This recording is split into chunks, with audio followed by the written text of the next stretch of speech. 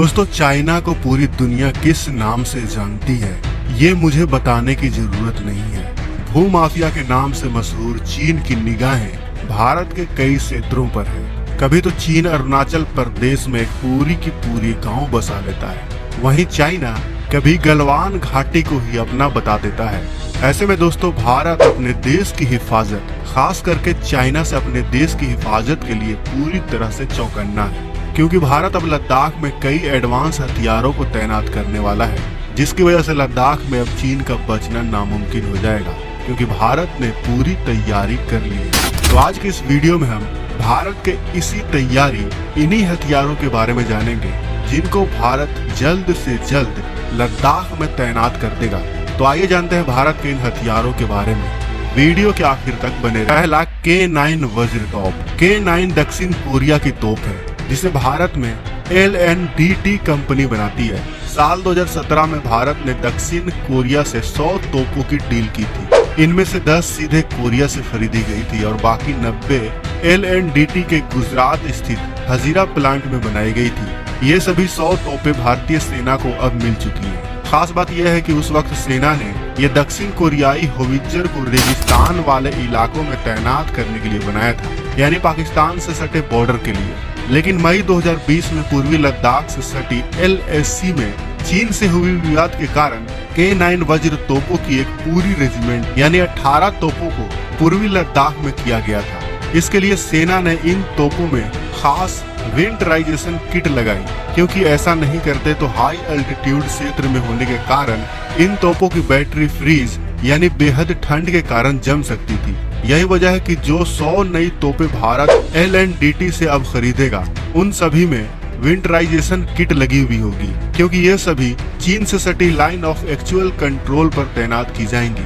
अब K9 howitzer तोप कितना खतरनाक है ये मुझे बताने की जरूरत नहीं है, आपको तो पहले से ही पता होगी इसके बारे में। दूसरा, पिनाका रॉकेट। भारतीय सेना स्वदेशी Pinaka multiple rocket launcher system की 6 और रेजिमेंट लेने की तैयारी कर रही है, जिसके लिए बातचीत भी हो गई है। एक्सटेंडेड रेंज यानी अधिक रेंज वाले इन नई पिनाका सिस्टम को भी चीन से सटी सीमा पर तैनात किया जाएगा।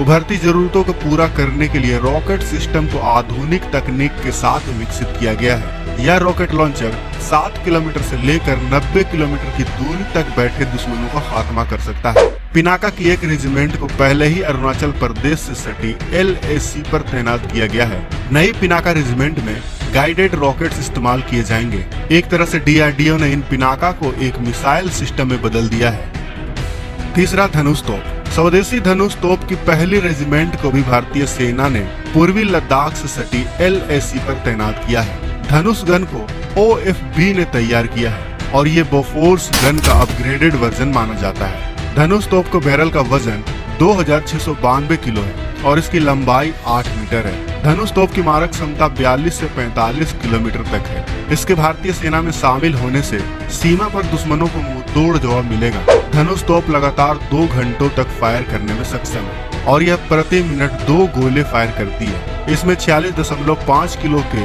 गोलों का ही इस्तेमाल किया जाता है। चौथा, M777 होवित्जर।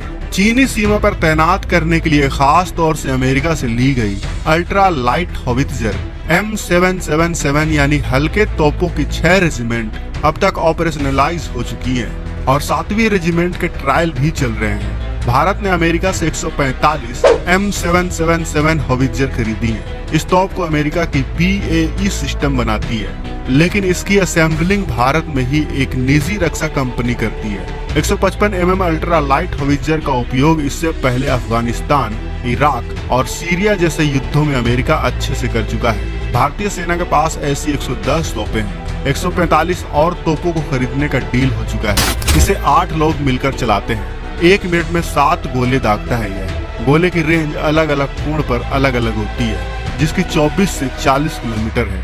इसका गोला 1 किलोमीटर प्रति सेकंड की गति से दुश्मन की ओर बढ़ता है। यह भी बहुत खतरनाक हथियार है और यह जल्द चीनी सीमा पर हमें दिखाई देगा। 5वां, स्वाति रडार।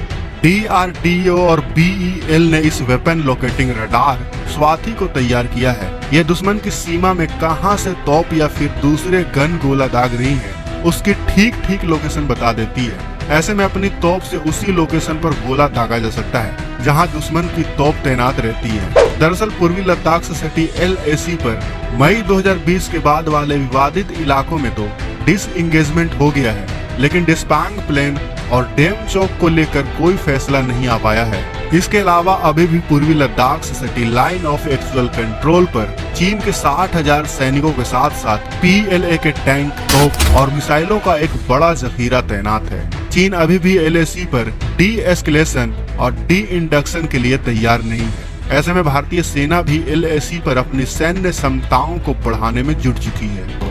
क्या चीन अपने सैनिकों को पीछे खींचेगा या फिर चीन कुछ और ही चाल चल रहा है? क्या लगता है आपको? हमें कमेंट बॉक्स में आप अपने विचार अवश्य बताएं। हम आपके विचार का इंतजार कर रहे हैं। अगर वीडियो अच्छी लगी तो वीडियो को लाइक करें, अपने दोस्तों के साथ शेयर करें ताकि पूरा भारत जान सके कि चीन के खिलाफ भारत की क्या तैयारियां हैं।